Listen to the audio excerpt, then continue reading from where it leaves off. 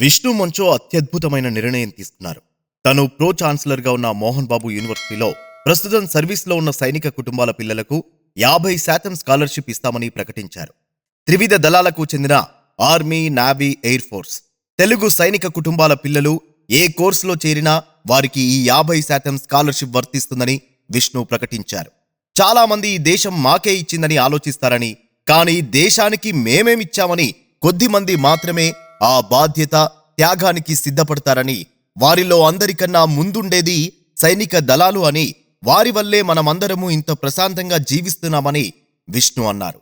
ఉడతా భక్తిగా తమ మోహన్ బాబు యూనివర్సిటీ ప్రారంభించిన ఈ సేవా కార్యక్రమానికి ఇతర విద్యా సంస్థలు స్ఫూర్తి పొంది ఇలా రాయితీలు ప్రకటిస్తే బాగుంటుందని విష్ణు ఆశాభావం వ్యక్తం చేశారు. విష్ణు మంచు చేసిన ఈ ప్రకటనకి అందరూ అభినందనలు వ్యక్తం చేస్తున్నారు.